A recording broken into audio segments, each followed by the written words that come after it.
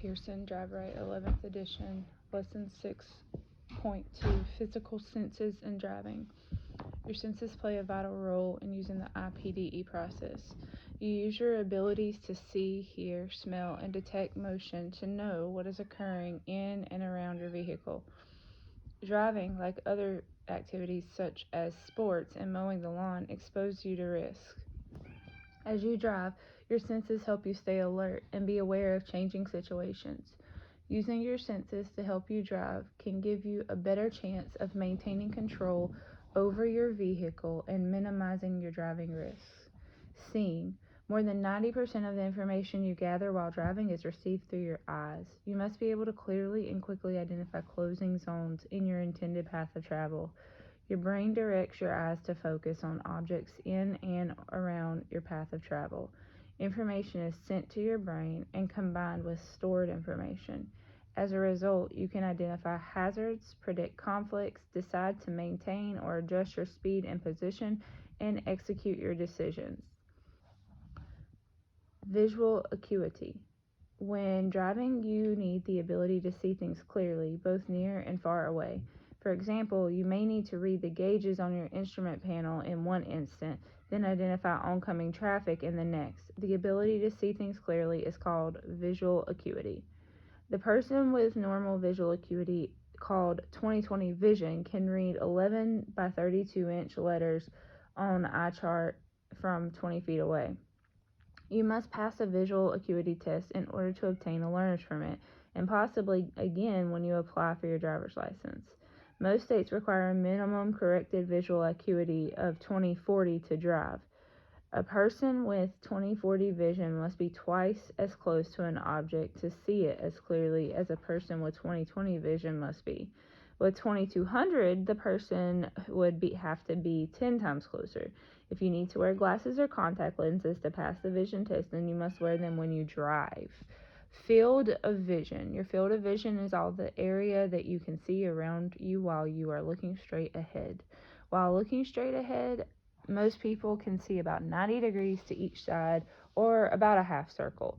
There are three types of vision that are part of your field of vision. Your central vision, the straight ahead part of your field of vision, is called your central vision. As shown in Figure 7, your central vision is a small 10-degree cone-shaped area. As you drive, direct your central vision to your target area in 12 to 15 seconds ahead to identify zone changes. Peripheral vision. Surrounding your central vision is peripheral vision. Your peripheral vision is sensitive to light and motion. Fringe vision.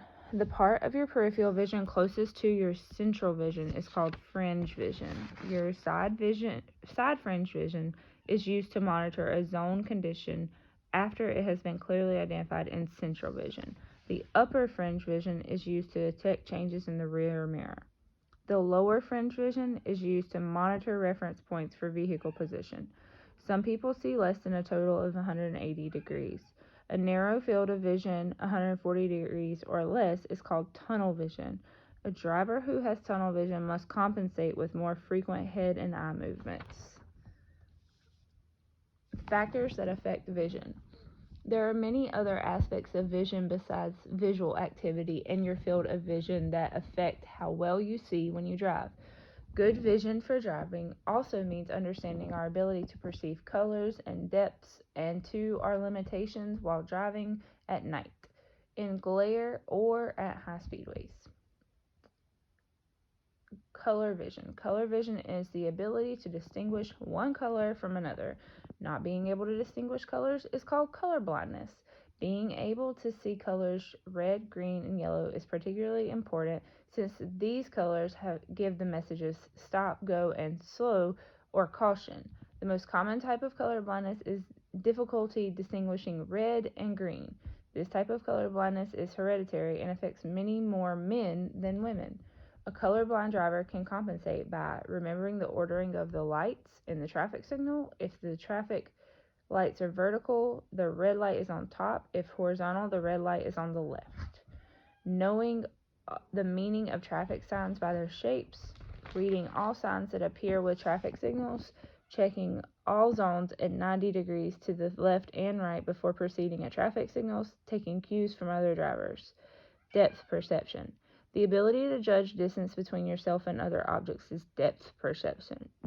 When driving, you must judge the distance between your vehicle and other vehicles and objects. Accurate judgment is more difficult when other vehicles or objects are moving. A driver can compensate for poor depth perception by using a following distance greater than 3 seconds, allowing for additional clear distance ahead before passing, allowing greater distances at night than during the day. Darkness hides many visual cues that you use in the daytime. Night vision. The ability to see at night varies from person to person. Some people who see clearly in the daytime have poor night vision. Not being able to see well at night is called night blindness. All people see less at night than in the daylight. Colors are harder to identify, and details of objects do not appear as sharp. Your night vision is limited to the area lit by headlights, streetlights, and other lights. In rural areas, you might be in total darkness except for moonlight in the area lit by your headlights. At night, you might not be able to see anything to the sides. You might have difficulty reading signs and roadway markings. Compare the two pictures in Figure 9, which show the same location during the day and at night. Notice how little you can see at night? Your ability to judge distances accurately also decreases at night. Glare. Glare occurs in the daytime when bright sunlight is reflected off shiny surfaces. Sunroofs and convertibles with their tops down let in additional sunlight that can produce glare. At night, glare occurs when bright lights reflect off shiny surfaces. The term glare resistance describes the ability to continue seeing when looking at bright lights. Glare resistance varies from person to person. Some people are more sensitive to light than others. Sudden glare can blind a person temporarily, especially at night. Headlights turn toward you at an intersection. Bright lights appear from over hills and around curves. A vehicle using high beam headlights approaches you from behind. Your pupils open wide at night to let in all available light. When your eyes are suddenly exposed to bright lights, your pupils contract. You might be temporarily blinded before your pupils can adjust to the bright lights. The term glare recovery time describes the time your eyes need to regain clear vision after being affected by glare. Your pupils can take 5 to 10 seconds to readjust. At 40 miles an hour, you would travel more than the length of a football field while partially blinded. Take these steps to avoid or recover from glare. Avoid looking directly at bright lights. Use the right edge of the roadway as a guide. Anticipate glare situations and glance away or squint. Use a safe fringe vision rather than central vision to check your lane position and the location of oncoming vehicles. If you are impaired by glare, slow until your vision clears. Wear sunglasses and use your vehicle's sun visor in bright sunlight. Adjust your rearview mirror for night use. Vehicle speed and vision. As your vehicle's speed increases, your need for accurate vision also increases. Yet, at higher speeds, you have less time to see clearly. Your field of vision is narrowed. At 55 miles per hour, your clear side vision area is less than half as wide as 20 miles per hour. Objects off to your sides become blurred and distorted as your speed increases. This blur or speed smear, as shown in Figure 11, has an effect much like tunnel vision. Your eyes tend to focus far ahead to where the roadway appears to come to a point. You see less and ahead and less of what is happening on the sides. Make sure you move your eyes and increase the frequency of your side glances when driving at highway speeds. Other senses in driving. Sometimes you need to depend on other senses than vision to identify hazards during travel. In complex driving situations, you may have to use more than one sense at a time. Hearing. Your sense of hearing can alert you to the sound of a vehicle, horns, trains, whistles, emergency vehicle sirens, and the engines and brakes of trucks and buses. You can also get early warnings of mechanical problems by listening for unusual noises from your vehicle. Drivers who have sound blocks from them can be dangerous to themselves and others. Driving with closed windows and with a stereo or a headset on may make a driver unaware of critical traffic sounds. Talking on a cell phone while driving creates a similar hearing problem. Drivers who are deaf know that they must compensate for what they cannot hear. They use their eyes more than drivers who have normal hearing. Smell. Your sense of smell can identify an overheated engine or overheated brakes. Smelling exhaust fumes inside your vehicle can give you an early warning of a presence of deadly gases. Senses of motion. Certain sensations can give you clues to the movement of your vehicle. Your sense of balance tells you that you are veering right or left, changing speed, or going around a curve. A sudden vibration of the vehicle or jerk of the steering wheel might warn you of a mechanical problem, a flat tire, or a change in the roadway. Managing sensory distractions. You increase or decrease your risk of becoming involved in a collision by changing the level of control you have over your vehicle.